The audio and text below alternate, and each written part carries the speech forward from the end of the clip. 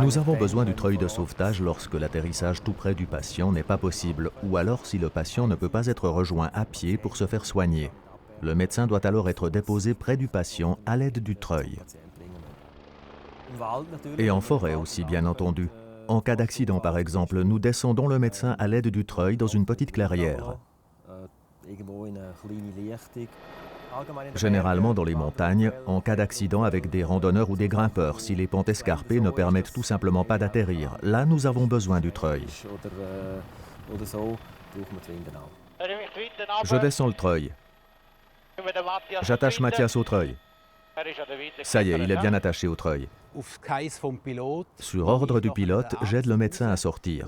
Je le communique au pilote, afin qu'il sache exactement que maintenant le médecin est suspendu au treuil. Ok, Mathias est prêt à descendre. Magnifique, près de 60 mètres de câble. Ok. Ensuite parvient à nouveau l'ordre du pilote. Ok, descend le médecin.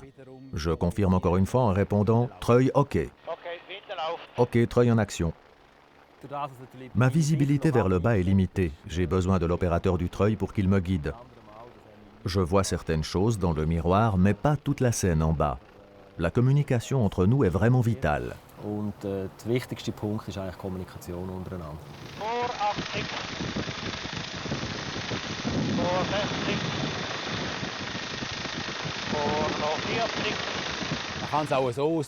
On pourrait aussi dire que nous sommes les yeux du pilote. Je décris avec précision tout ce qui se passe au-dessous de l'hélicoptère.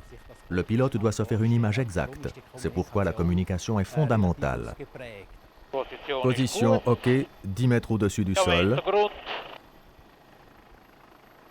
Je le descends tout de suite. Oui, bien.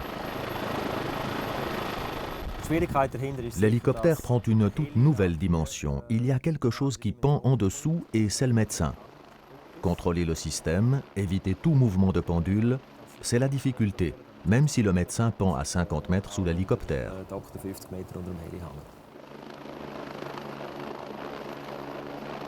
Treuil remonté.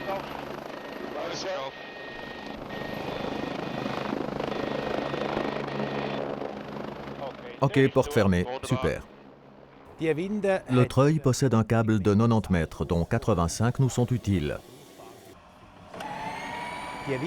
Nous pouvons le charger au maximum avec 272 kg, compte tenu des limites du moteur électrique et non du câble d'acier. Et nous pouvons remonter ces 272 kg à une vitesse de 45 mètres par minute au maximum. Nous avons donc besoin de près de 2 minutes pour remonter toute la longueur du câble à pleine charge.